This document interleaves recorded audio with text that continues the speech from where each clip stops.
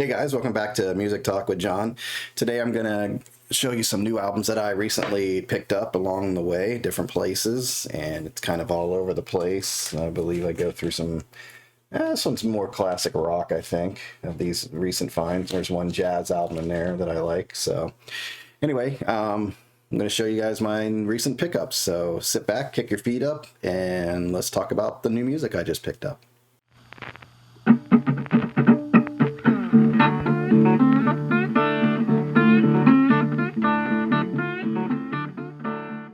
Okay, so this first album that I picked up is the first time I've come across it on vinyl. I got this at a record show or something like that.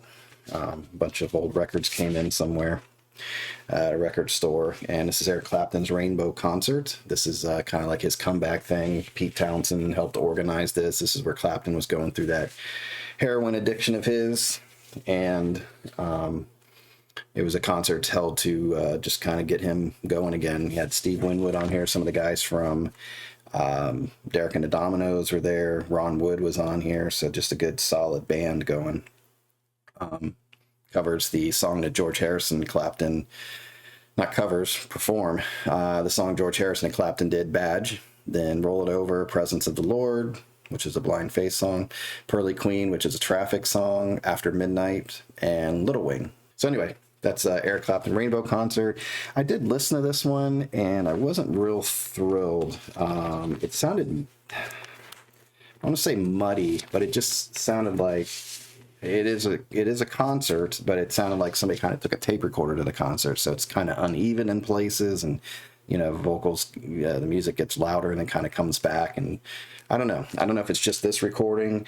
It is on RSO, which Clapton did a bunch of albums on RSO.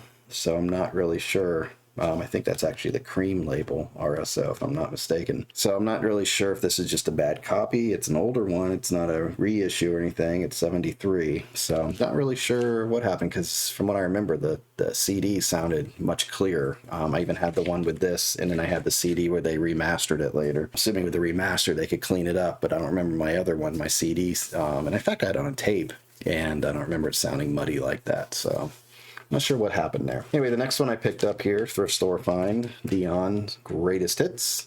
Always like Dion. Has the songs on here I enjoy. Teenager in Love, Run Around Sue, Where or When. Not that one. That's not one of my favorites. The Wanderer. Lovers Who Wander. I like that a lot. So even does When You Wish Upon a Star. Had no idea that was a hit for Dion. And there he is right there. It just gives you a little idea about Dion and all that. I already played this one. It does sound good. Very happy with this purchase. Next one I came across, been looking for it for a long time, and it's his Funkadelic Maggot Brain.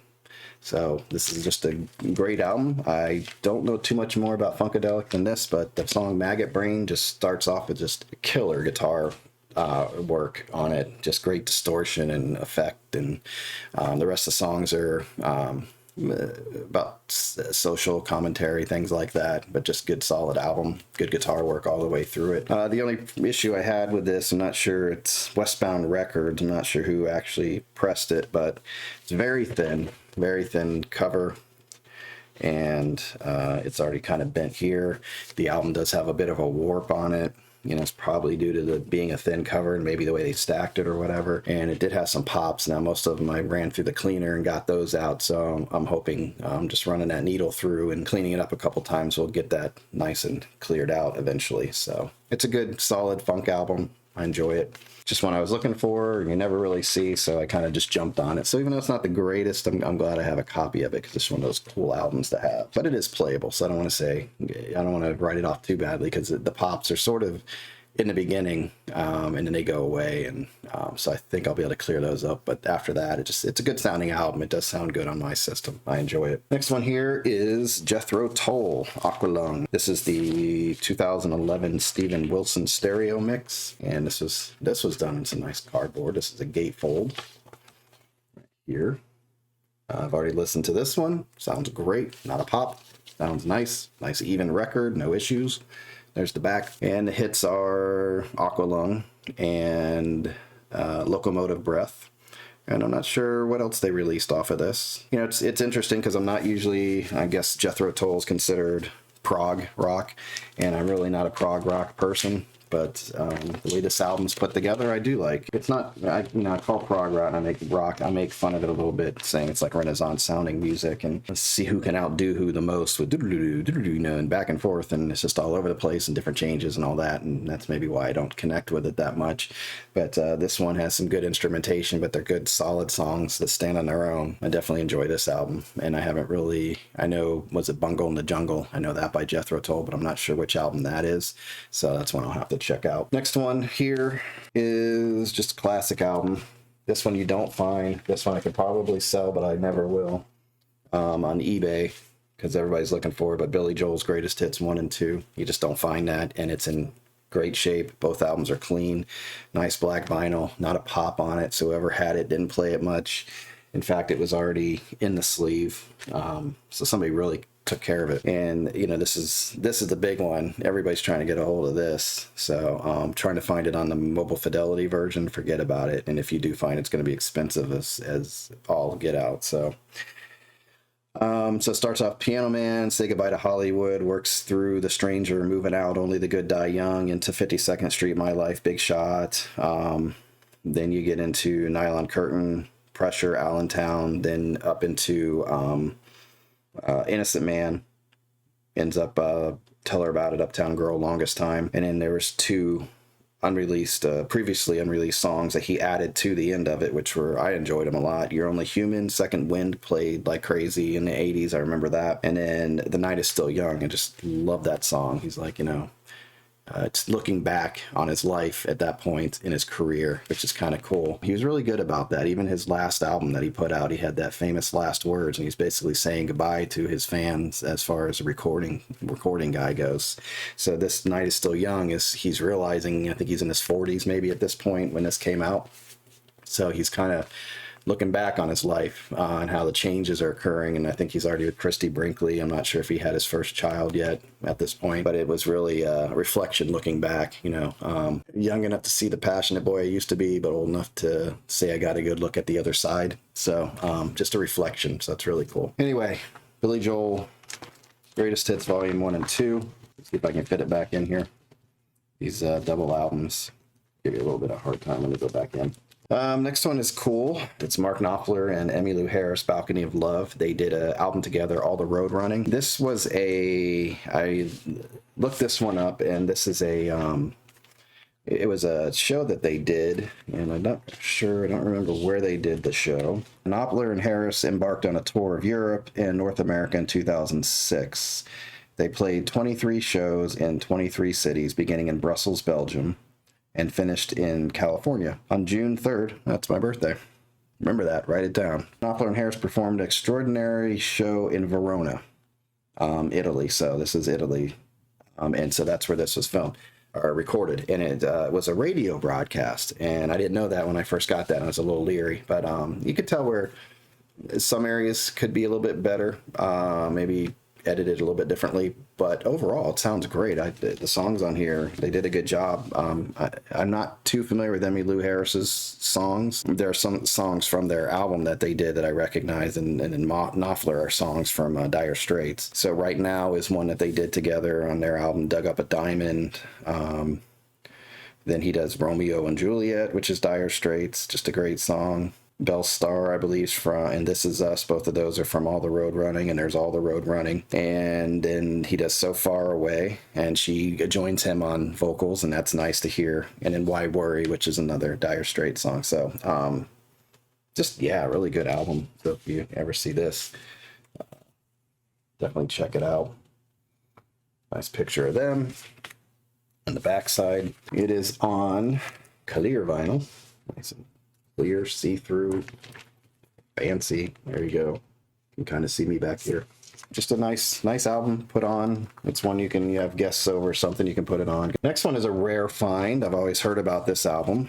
I listened to it. It's in pretty good shape. I think it needs to be cleaned a couple times, but it's been around for a while. But this is actually the Leonard Skynyrd Street Survivor with the flame cover on it. So this is some controversy right here, because I don't remember the order of events, but they had this, and then the plane crash occurred, and a lot of guys died, and I think there was a fire on the plane and things like that. When I found this, it's like, oh, yeah, I gotta get a snoop just scoop that up. So there's the guys there, and the backside. It's on black vinyl. It's on the MCA record label. And let's see the songs on here. What's Your Name? That Smell. And that's I always thought it was a funny song when I was a kid. Then I listened to the lyrics. And it's about drug addiction and things like that. And it's like, man, you stink. You smell like, ugh, that smell. Every song on this is great. Now, like I said, I listened to it. Had a couple rough spots on these older albums. You find, or I found that if you're gonna have any pops or noise, it's a lot of times at the beginning of the albums, beginning of each side, and I really think it's the way the albums are stored with the opening, and it allows dirt to kind of get to it. So you figure like the top part of the album's always kind of exposed until you put it in something like this. And I put mine sideways so the opening's here, so it's kind of double protected. And I think that's why a lot of the beginning of your albums have kind of rough spots, and then they sound better as you get to the center, because I think dust can get to that part easier. That's my theory. Anyway, I have three more here. We'll go through it. Another one been looking for a long time. This is a cool one. Styx. Paradise Theater. Not sure when this came out. This is an 80s album. Look real quick. Yep, 1980. So exactly 80. There it is. You have Dynasty Young, Tommy Shaw, and I don't remember these guys' names, unfortunately. And it has your song titles and lyrics in there.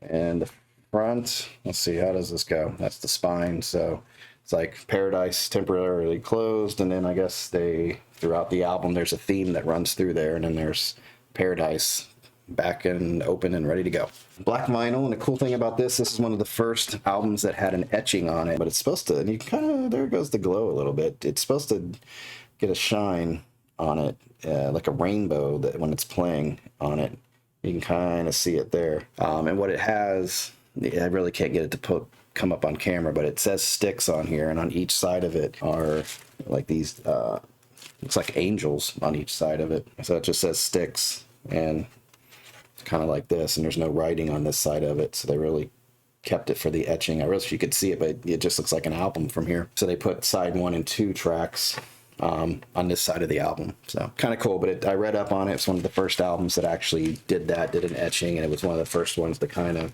if you get the light to hit it just right while it's spinning on your turntable, it gives a rainbow effect or something. I was talking to a friend of mine about it. He has the album. He's like, oh, I had no idea it did that. So I have to call him and see if he looked at his album to see if he even noticed, because you can miss it very easily.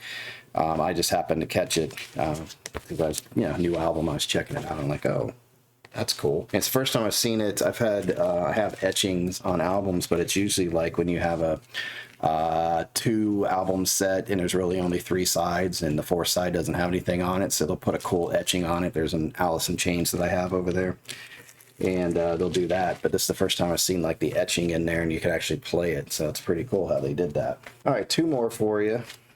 This is just the classic, put Van Halen on the charts, 1984.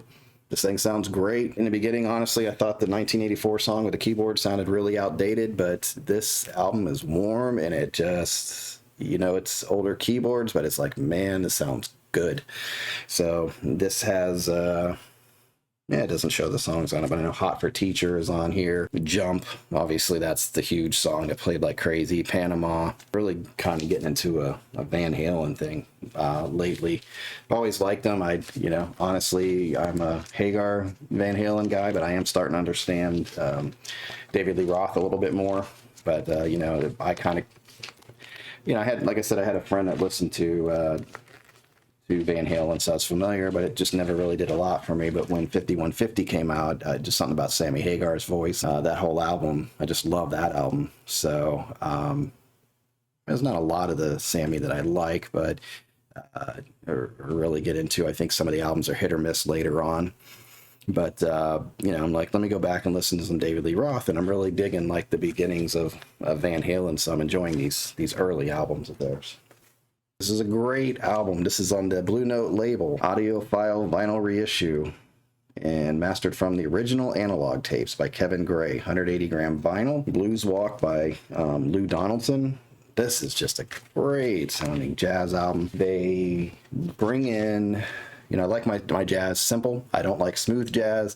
I like some of the what was it called? Where Miles Davis, where they kind of progressed jazz fusion. I like some of that, but I like most of my jazz very plain, 4 pieces. You know, you can hear everything. It sounds great, and they do a great job with this. This is in stereo, and it's cool. Lou Donaldson is a sax player, and they don't just put him right here. They get him off to the left, and then over to the right you have the bass, and I think the drums are mixed in, and then you have a conga player, and he's in there, and they move that around, and they do a good job of moving the sax over to the right and putting the congos here. So just a great song. There's album. It's 6 songs on here: Blues Walk, Move, The Masquerade Is Over, Play Ray, Autumn Nocturne, and Callin' All Cats. So you have Lou Donaldson on alto sax, Herman Foster on piano, Peck Morrison on bass, Dave Bailey on drums, and Ray Barretto on conga. And I believe, let's see, Herman Foster,